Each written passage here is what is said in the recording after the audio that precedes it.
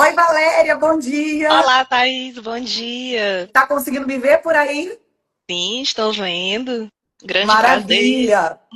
Muito obrigada, é um imenso prazer estar com você aqui hoje. Fico muito feliz pela oportunidade e uma honra fazer parte de um grupo seleto, mulheres com experiências tão potentes, inspiradoras e encorajadoras.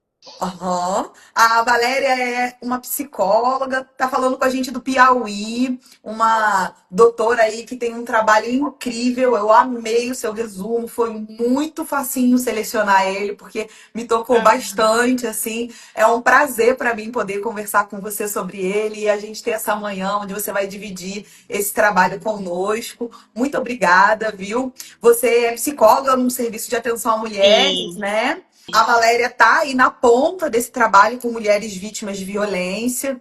Tem ali também um trabalho muito bonito. Vai ser um prazer ouvir agora, então, o trabalho da Valéria. Eu vou fechar aqui meu microfone para você ter uma fala fluida, sem o meu ruído, tá bem? E se precisar de qualquer coisa, é só sinalizar. Vamos fluindo. bem, Thaís, muito obrigada. Bom dia a todas e todos. O tema da minha exposição trata-se da escuta caleidoscópica de mulheres vítimas de violência sexual. Retrata uma experiência em serviço de referência para atenção integral e ambulatorial na rede SUS. Então, diz respeito a um trabalho que venho desenvolvendo em um serviço de referência na atenção a meninas e mulheres vítimas de violência sexual que são assistidas no município de Teresina, no estado do Piauí. No Piauí, nós temos, no total de serviços da rede intersetorial que assistem meninas e mulheres vítimas de violência, em 52 serviços.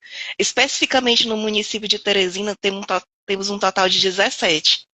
E esse serviço do qual eu faço parte, que é o Sanvis, ele fica vinculado à maternidade Dona Evangelina Rosa, que é a maior maternidade do estado e que no ano de 2023, meados de 2023, 2024, teve uma reorganização do serviço, uma ampliação e uma modernização, se tornando uma das maiores maternidades do Brasil. Então, isso nos permitiu que o São Luís também crescesse em termos de visibilidade e notoriedade, de conseguir estimular, encorajar as mulheres e meninas a buscarem o serviço. O serviço ele foi implantado no ano 2004, passou por reorganizações ao longo desses anos. Eu faço parte da equipe assistencial desde o ano 2022. Na época, a maternidade estava em um endereço diferente, em um prédio menor, em um prédio antigo, e a gente buscava ali, com aqueles recursos que tinha, promover assistência, mas no âmbito do atendimento de urgência a essas vítimas que buscavam o serviço. Então, que abarca desde mulheres em todas as faixas do ciclo, né, desde bebês, crianças, adolescentes, jovens, adultas e idosas. A partir do ano 2023, quando a maternidade mudou de endereço, teve esse processo de reorganização, de modernização, de ampliação estrutural, o Sanvis também teve essa modernização.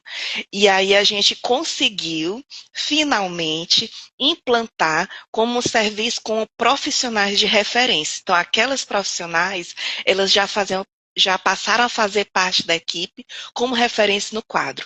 E aí eu tive a felicidade de estar ingressando nessa parte como psicóloga de referência, fazendo parte tanto da assistência em nível de serviço de urgência, que é um serviço de porta aberta, no qual meninas e mulheres são assistidas, buscam a atenção, seja mediante a prévia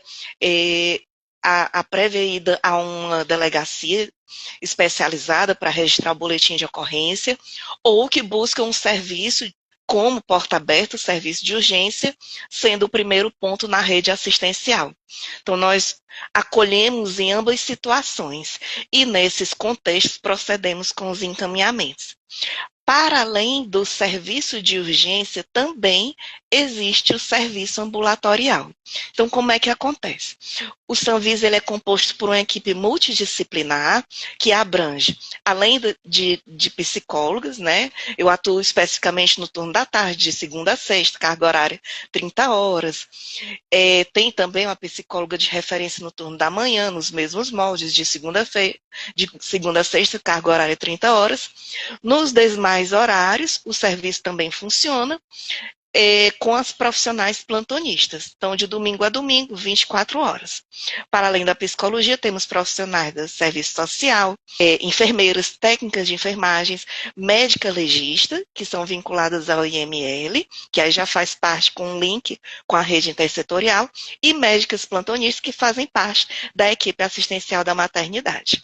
O processo de acolhimento já acontece na recepção do serviço, em que essas meninas, mulheres, muitas vezes acompanhadas dos respectivos familiares ou de profissionais, conselho tutelar, às vezes com advogado ou outro profissional da rede, ou mesmo policiais, a depender da circunstância, elas chegam ao serviço em busca de assistência. Então, nesse momento, o primeiro profissional que acolhe é o profissional da enfermagem, que vai proceder com o registro dos dados sociodemográficos, a verificação da documentação, proceder-se com orientações, os exames físicos específicos. Então, em seguida, essa profissional direciona a respectiva paciente e seus familiares para as demais especialidades, que passa pelo serviço social e, em seguida, pela psicologia. No momento do acolhimento, pela psicologia, então, é a partir de então que é tecida essa escuta caleidoscópica. E aí, por que, então, escuta no sentido caleidoscópico? Aqui, de um modo convidativo, atribuo a expressão caleidoscópica no sentido de uma escuta ampliada, holística, multifacetada, que busque, de uma forma abrangente, abarcar as múltiplas nuances, facetas, circunstâncias, singularidades dessa experiência subjetiva que é única, que é plural e que, ao mesmo tempo, é singular e que é própria sui generis dessa mulher, dessa menina, dessa pessoa que busca a assistência. Essa escuta caleidoscópica, ela busca colocar em evidência as idiosincrasias da experiência subjetiva daquilo, parte do vivido, do sentido, dos sentidos e significados únicos, particulares, que essa menina, que essa mulher sentiu, vive e sofre por consequência da violência sexual sofrida.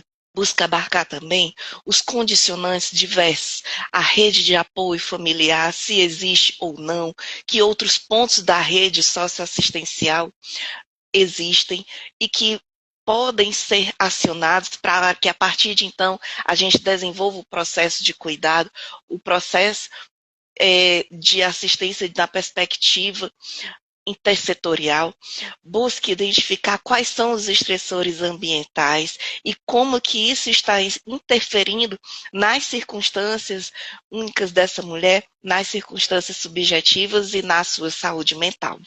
Busque identificar os condicionantes e os fatores socio-histórico-culturais que influenciaram ou que ainda estão atravessando essa vivência, influenciando, a exemplo, na dificuldade ou na demora dela buscar os pontos da rede, e que assim tensionam na dificuldade para que ela se sentisse confortável, segura, motivada, a ponto de se sentir confortável e buscar ajuda. E assim a gente identificar as interseccionalidades, para além das questões de gênero, as questões sociodemográficas, as questões relacionadas à escolaridade, as questões culturais e de todos os outros condicionantes que tensionam essa vivência. E as vulnerabilidades psicossociais múltiplas, que vão interferir também nos itinerários terapêuticos. Quais os caminhos que essa mulher percorre, quais os caminhos que essa mulher enfrentou revitimização e que desistiu em momentos anteriores e que agora ela se sentiu encorajada novamente a buscar ajuda.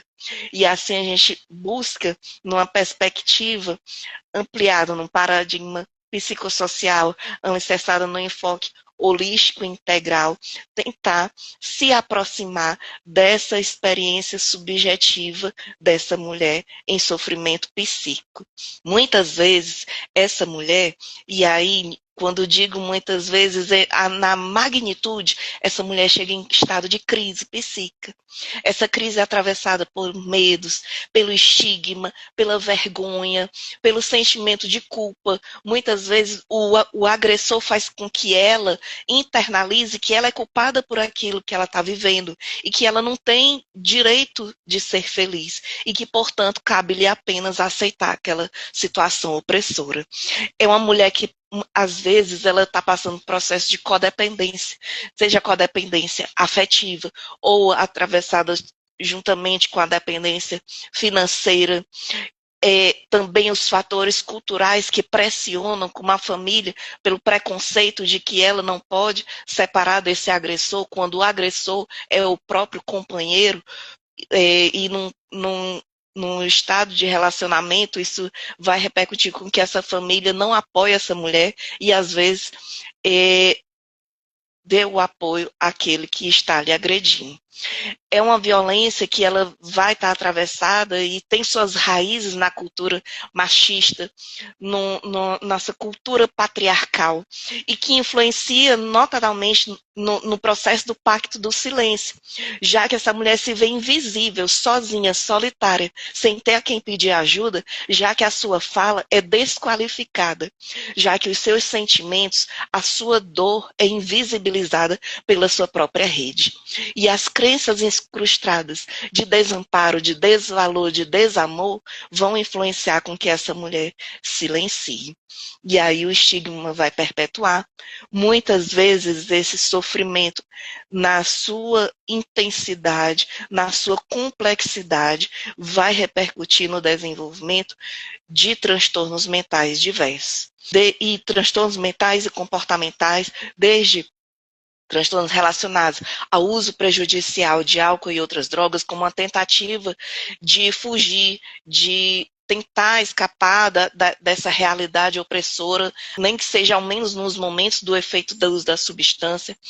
Também no desenvolvimento, possível desenvolvimento de transtornos alimentares, transtorno depressivo, transtorno de ansiedade, que são muito comuns. Muitos dos casos que atendam já são meninas e mulheres que desenvolveram quadros de transtorno depressivo, transtorno de ansiedade, transtorno de estresse pós-traumático, subsequente à violência sexual sofrida, transtorno também transtorno de déficit de atenção e hiperatividade, perturbações no sono, a prática sexual não segura, que vai repercutir nos riscos com que ela contrai infecções sexualmente transmissíveis ou gravidez indesejada, e aí as gravidezes múltiplas indesejadas, em que o seu opressor impede com que ela busque os seus direitos e tenha o direito de decidir quando, como e com quem ter um filho.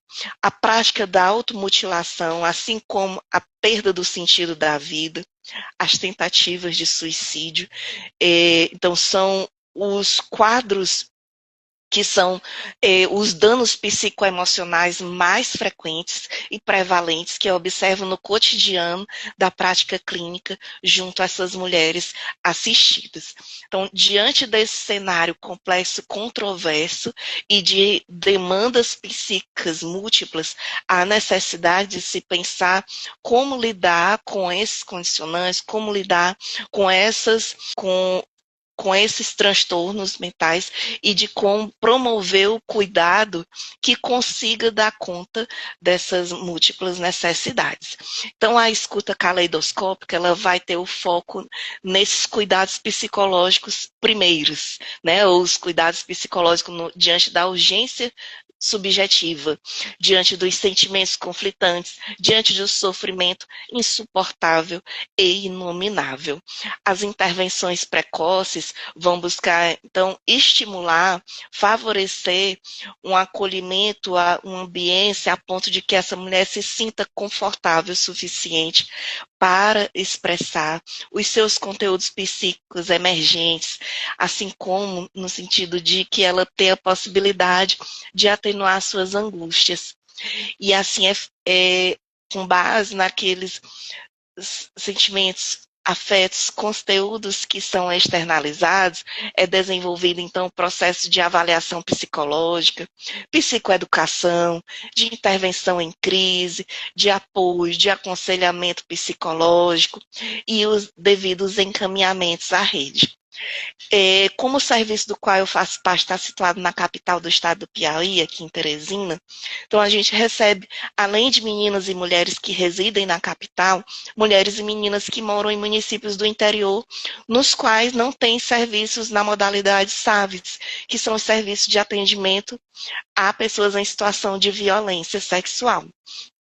Então, nesse sentido, para aquelas meninas e mulheres que vivem em outros municípios e que buscam o nosso serviço e que não têm condição de ficar retornando para continuar os cuidados no contexto ambulatorial aqui no Sanvis, então são feitos os devidos encaminhamentos para a rede, para que então ela tenha oportunidade, a possibilidade de dar continuidade aos cuidados naquele município de origem. Além dessas situações, para meninas e mulheres que moram na capital e que, por dificuldade financeira, distância geográfica, não conseguem chegar ao serviço, então também é feita uma articulação para que ela possa ter a continuidade do cuidado minimamente próximo ao domicílio. E assim a gente busca acionar os pontos da rede socioassistencial que possam promover os devidos cuidados. O intento é que ela continue vinculada ao próprio serviço. Então, a gente vê das diversas maneiras, das diversas formas, possibilidades de como ela continuar, porque também tem um serviço ambulatorial.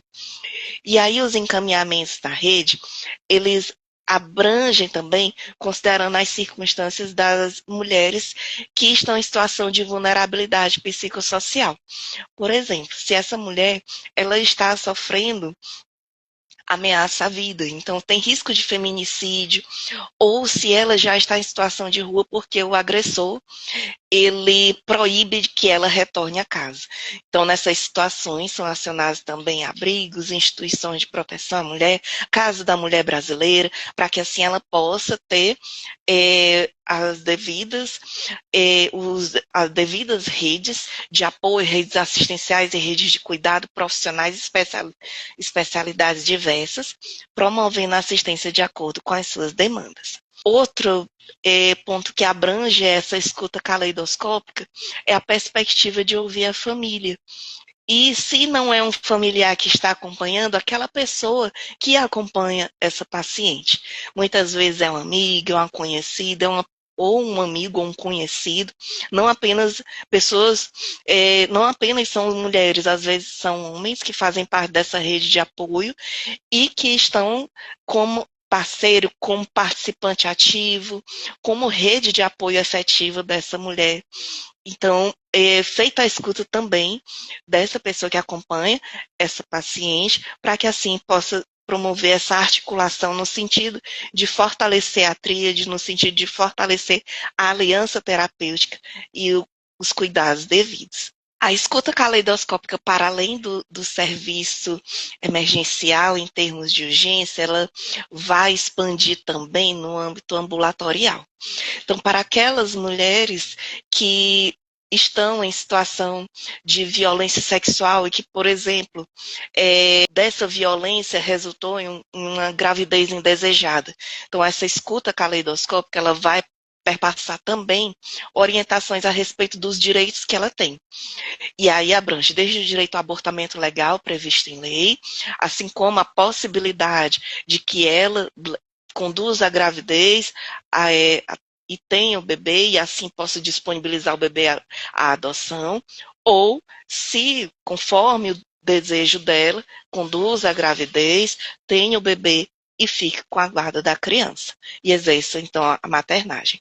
A gente apresenta todas essas possibilidades para que a mulher tenha o livre-arbítrio e possa decidir de forma independente, de acordo com o que para ela faz sentido, de acordo com suas crenças, de acordo com os seus afetos, seus sentimentos, com aquilo que para ela faz sentido. O nosso papel fica, então, como papel de acolher, de respeitar, de encorajar, e de estar como rede num cuidado ampliado. Então, diante dessas circunstâncias, para além da perspectiva do atendimento de urgência, o atendimento ambulatorial ele vai ser tecido na perspectiva da psicoterapia breve focal. Então, vai acolher meninas e mulheres que residem em Teresina ou em um município próximo que tenha disponibilidade ou possibilidade para frequentar as sessões de psicoterapia. Então, essas sessões, elas estimam uma quantidade média de 12 a 20 sessões, mas muitas vezes a gente extrapola essa quantidade de acordo com o projeto terapêutico singular, de acordo com as recidivas, de acordo com aquilo que a maneira como os danos psíquicos vão se manifestando na experiência subjetiva dessa paciente e de como isso vai estar requerendo cuidados ampliados, longitudinais, para que a gente previna processos de crise e desenvolva, fortaleça os seus recursos de enfrentamento, as suas estratégias de coping, a sua resiliência, promova a valorização da vida, a prevenção do suicídio e a redução de danos emocionais. Então, a quantidade de sessões vai ser flexível de acordo com o projeto terapêutico singular e de como vai ser desenvolvido esse segmento do tratamento. Existe, então, aí a flexibilidade na escolha de técnicas, que vão ser singulares de acordo com as particularidades de cada caso assistido. Nesse processo de psicoterapia breve focal é feita, então, a avaliação do estado mental, também a avaliação dos quadros psicopatológicos pré-existentes, dos quadros psicopatológicos que são consequentes à violência sexual sofrida, assim como o desenvolvimento de intervenções em crise conforme a singularidade das demandas que são evidenciadas. São abordadas também as circunstâncias relacionadas a revivescências, a flashbacks, assim como as demandas relacionadas à ressignificação de sentidos, prevenção do suicídio, valorização da vida, o desenvolvimento de projetos e reestruturação de possibilidades de como ela desenvolveu, de repensar a potência de vida, de como ela se reinserir e abraçar novos projetos diante da sua nova realidade. Então, a gente tem como perspectiva a expansão de habilidades de resiliência diante desse processo de caos, de sofrimento e de danos irrestritos, que é único, que é singular, que é próprio na realidade de cada mulher assistida. Então, a psicoterapia breve, focal, ambulatorial, as mulheres assistidas no Sanvis buscam impulsionar a livre expressão, assim como a validação das emoções e dos sentimentos difíceis. É uma escuta sensível que é imbuída pela hospitalidade, assim como pela ética do agir, do cuidado, pelo sentir com, pelo estar com, pelo impulsionamento da livre expressão para que essa mulher possa ser acolhida na sua magnitude, na sua complexidade. Então, o cuidado holístico a qual se propõe, na perspectiva dessa escuta caleidoscópica, as mulheres em situação de violência sexual pressupõe que uma escuta eminentemente sensível, acolhedora, ativa, qualificada e seja eminentemente empática, isenta de julgamentos, com arrimo nas tecnologias leves do cuidado, assim como favoreça e fortaleça a tríade entre família, equipe, paciente. Como efeito, busca-se impulsionar a construção do vínculo, assim como o fortalecimento da articulação em rede intersetorial e a florescência da voz e da vez dessas mulheres, enquanto ética do agir e do cuidado, enquanto potência política do movimento. É isso. Então, eu agradeço muito, fico muito feliz de fazer parte desse evento. Parabéns, Thaís, pela iniciativa e agradeço pela participação.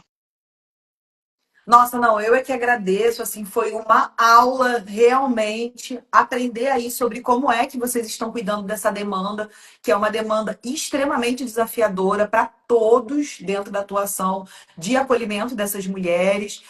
Infelizmente, a violência sexual é recorrente, muito recorrente. Nós mulheres lideramos os índices de violência sexual em todas as faixas etárias, então esse é um recorte muito importante. É claro que para violentar sexualmente alguém, basta ser um ser humano violentando o corpo do outro, certo? Então, tem sim relevância que a gente entenda e aceite o fato de que, não só aqui no Brasil, mas em vários outros lugares do mundo, esses corpos que são atacados são principalmente corpos femininos. Isso não é à toa, né? Acaba sendo ali uma demanda absurda e que me marcou muito na sua fala, né? O seu serviço acolhe bebês, o seu serviço acolhe mulheres idosas, e pela minha própria experiência profissional, você não tratou, é claro, a gente tem uma ética profissional e não abre casos de Uhum. pacientes que a gente cuida, mas de uma forma geral, assim, dentro da minha experiência, eu fiquei só pensando enquanto você falava, de fato, o número de notificações sobre abusos sexuais de bebês que eu vi acontecer durante a minha carreira. E não foram poucos. E aí, o número de notificações de abuso sexual que foram cometidos contra idosas na minha carreira também não foram poucos. Então, a gente tem que entender que essa forma de agredir o gênero feminino aqui no Brasil, ela está dentro dos lares brasileiros, tem uma recorrência familiar nesse tipo de violência que é muito preocupante, inclusive. A doutora Valéria falou muito, frisou muito sobre isso, sobre a escuta da família, sobre a participação da família no processo, que dentro do cuidado ali da saúde, então quando eu sou uma profissional especialista em saúde. Eu fiz residência em saúde, e eu fiz depois o mestrado em saúde coletiva, então a minha prática também já é mais voltada para isso, que é o manejo de o que é ser uma psicóloga dentro desses dispositivos, que em primeiro lugar é o corpo do sujeito que foi atingido, para depois a gente chegar e fazer esse acolhimento daquilo que é a psique, daquilo que é a subjetividade daquele ser humano, né? Então, acolher bebês, acolher mães de bebês que sofreram abuso, acolher filhas e filhas de idosas que foram abusadas, acolher mães de adolescentes, acolher irmãs de adolescentes que são outras adolescentes e que sabem daquilo que aconteceu. É muito complexo esse trabalho e ele é muito importante. Então, muito obrigada, doutora Valéria, por ter compartilhado com a gente essa riqueza, assim, é muito bacana. Eu não tenho, ainda não tive a oportunidade de conhecer o Piauí, eu espero conhecer em breve, porque Tenha. tem uma cultura riquíssima, e esse é o meu sonho particular de vida, né? Eu gosto de viajar. Então, espero em breve conhecer. Eu Convidado. fico muito contente, assim, foi muito gostoso saber como isso está avante aí dentro do projeto de cuidado de vocês no Piauí, e em especial, é claro, no seu serviço, pois é sobre ele que você vem falar conosco, né? Mas assim, muito potente. E entender mesmo, quando a gente fala no país, a gente fala de um Estado que é um governo, uma gestão, uma administração. Entendo, administrações, sejam de empresas, sejam de países, seja lá do que for, não jogam para perder. O Brasil não vem investindo na luta contra a violência contra as mulheres à toa, como uma gestão, isso é uma necessidade pública. Esse debate que a gente vem levantar aqui nesse congresso, que a doutora Valéria compartilha com a gente através da experiência dela, e que as outras mulheres que falaram até agora também compartilharam, é uma pauta urgente. Somos a maioria na população e temos os piores Uhum. índices em vários quesitos de saúde. E tudo isso esbarra nessa tal dessa violência que é doméstica, que é física, que é psicológica, que é moral, que é patrimonial e que realmente mina a potência da vida das mulheres. Muito obrigada, doutora Valéria, mais uma vez por Obrigada, compartilhar Thaís. conosco. Bem, Obrigada, meninas, Thaís. assim, Eu tinha combinado que a gente ia fazer um momento para perguntas, mas eu percebi que isso foi só uma inocência minha, porque falei isso antes na live, né? Eu sou só uma psicóloga, eu não sou apresentadora. Logo, eu pensei que a gente ia ter um modelo aqui de troca no Instagram, igual eu estava acostumada a ter nos congressos que eu já participei na minha vida. Mas o que eu Uhum. percebi? Quando a conexão é real com pessoas que não são profissionais, mas que são justamente a nossa população de cuidado, nosso público, o que vocês fizeram aqui maravilhosamente, de forma muito rica, foi trazer relatos e posicionamentos de vocês diante das nossas falas, né? Eu agradeço demais a participação de vocês nesse período da manhã. A gente vai encerrar, então, sem perguntas e respostas, porque não tivemos perguntas, mas tivemos muito comentários, muito potentes, assim, muitas mulheres entrando e entendendo ali que realmente esse trabalho é um trabalho desafiador que a gente vem levantar aqui no Instagram, a ideia de disseminar o conhecimento, não só técnico, mas sobre gênero, que esbarra em cada uma das nossas profissões aqui nesse congresso. Então, muito obrigada por terem participado, por terem ouvido aqui. Opa, a Tiane tem ali uma pergunta para a doutora Valéria, com certeza. Manda aí para a gente responder. Vamos lá, deixa eu voltar aqui. Vamos lá. Vamos lá. Ah, peraí que ela mandou para mim no WhatsApp e eu estou abrindo agora aqui para ver. A pergunta, né? Eu, como uma vítima de relacionamentos abusivos e que vi na minha bisavó e na minha avó, que teve que, inclusive, fugir de casa para se livrar do seu algoz, que era meu avô, na minha mãe, como você tem visto essa perpetuação das vítimas que herdam essa herança de anormalidade em relacionamentos que são desrespeitosos? Se algo mudou, se as mães ainda entendem que as mulheres estão submissas, ou se no momento que você está trabalhando na contemporaneidade, né, essas famílias já estão trazendo ali alguma noção de consciência sobre o quanto essas questões são erradas maior. Qual é a sua percepção em torno dessa questão que é muito bacana? Muito obrigada, Tiane, por ter feito essa pergunta riquíssima. Muito rica, pergunta e muito pertinente. Infelizmente, perpetuou o ciclo de violência, o pacto do silêncio, a negligência, a invisibilidade e a, des, a descredibilização do relato da vítima. Essa mulher, muitas vezes a mulher que foi vítima do pai, no caso o avô da criança, né, que acompanhou ao longo da vida ele praticando violência doméstica com a mãe, que sofreu violência sexual por esse agressor, e que hoje vê que ele está abusando da própria filha, às vezes seja por fator financeiro, por fator cultural, ou porque ninguém apoia ela a buscar ajuda, ou porque negam, descredibilizam a fala dela, essa mulher recua.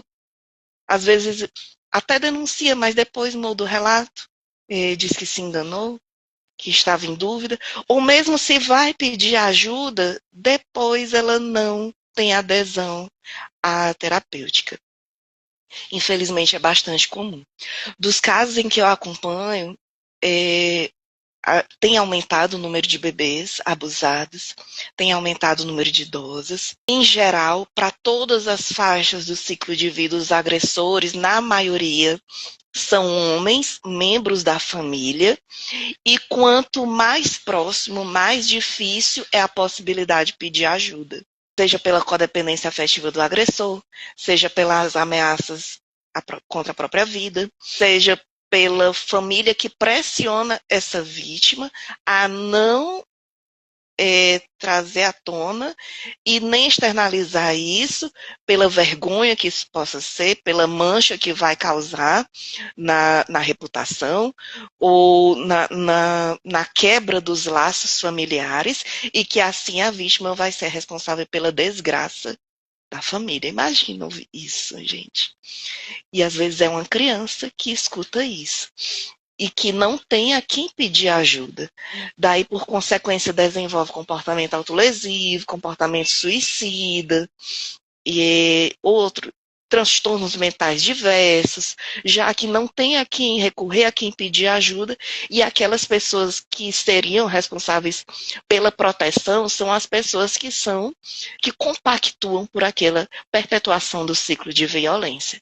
E aí a necessidade de que a gente esteja atento aos sinais sutis nos diversos pontos da rede, porque às vezes é na igreja, é na escola, é na unidade básica de saúde, é no centro comunitário, ou é na mercearia, ou é na vizinhança, ou é um amigo próximo, é alguém que vai perceber pelos sinais mais sutis que aquela menina, que aquela mulher precisa de ajuda. E que ela está relatando é concreto, é real, não é fantasioso. Que, na verdade, ela não tem a quem recorrer ou a quem já pediu foi negligenciada a sua fala. Então, a importância que a gente esteja atento a esses relatos ou a esses sinais não verbais que demonstram pedidos de ajuda, que demonstram histórico de vitimização, de violência sexual, para que assim que a gente possa acolher de forma respeitosa, encorajar e fortalecer a perseverança na busca do cuidado, porque às vezes ela busca inicialmente, mas desiste no meio do caminho, seja por processo de revitimização, seja por ameaças ou por algum fator que vai fazer com que ela perca essa motivação na perseverança em buscar ajuda. E aí uma palavra amiga é fundamental. Palavra amiga, o apoio, estar junto, estar com, é algo que fortalece essa motivação, essa perseverança, essa crença de que é possível transformar a vida, é possível reconstruir, é possível ressignificar, é possível encontrar outras possibilidades de vivenciar, livre da opressão, livre desse círculo de violência que se perpetua e que vai passando a cada geração. Sem dúvida, né? Eu acho que a revitimização dessas mulheres, ela vai acontecendo ali de uma maneira muito natural dentro da cultura latino-americana, da nossa cultura brasileira. E, inclusive, eu tive a experiência de observar muitas pessoas muito bem intencionadas, tá? Totalmente convictas de que estavam fazendo o melhor ali, ou nos seus trabalhos, que eram profissionalmente responsáveis por cuidar daquela questão com aquela mulher, ou na sua própria família, porque é uma pessoa que gostava mesmo muito daquela vítima e queria muito ajudá-lo, mas que ainda assim revitimizava ela em várias situações diferentes.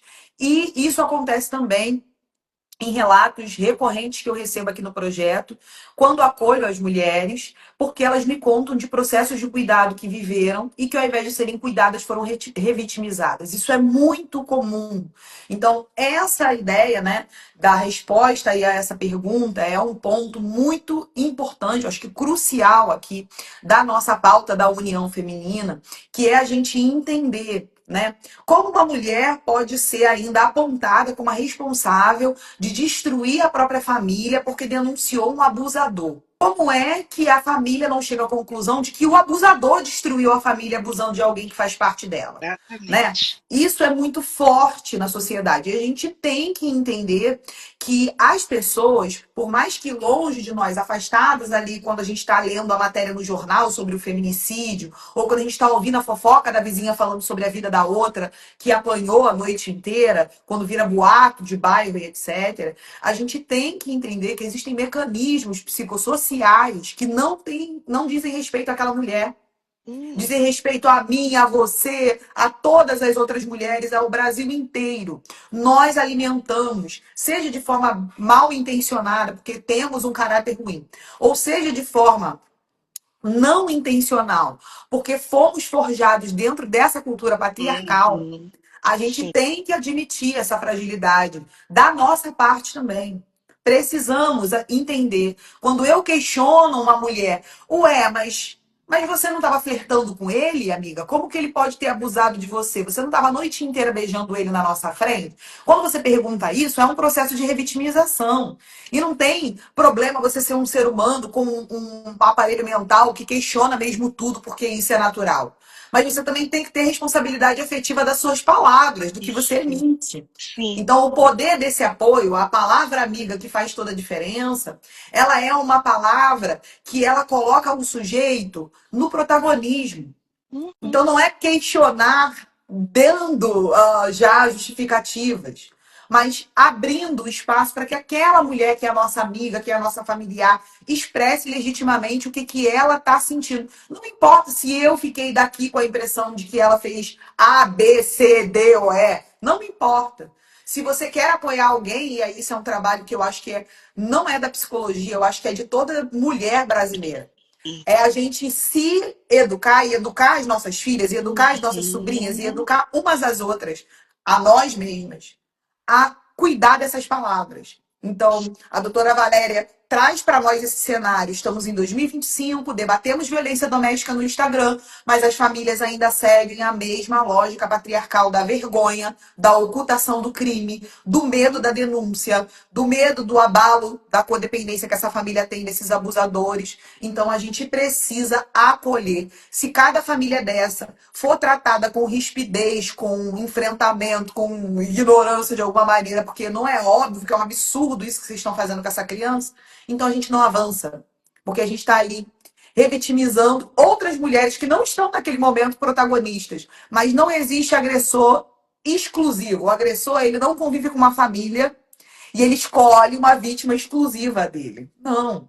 Sempre que a gente recebe uma mulher Exatamente. vítima de uma família, de um agressor, aquele agressor ele violentava a família inteira. Inclusive, Com se ele tiver certeza. filhos homens dentro da casa dele, ele vai violentar também. De uma maneira diferente, talvez, por conta das nuances do gênero, sim, mas ele vai violentar. Porque quem é violento, violenta. É isso que sabemos. As pessoas são vítimas, em geral, e elas vão ficar confusas, elas vão ter o patriarcado atrapalhando elas para pedir ajuda ou para conseguir dar esse berro de socorro.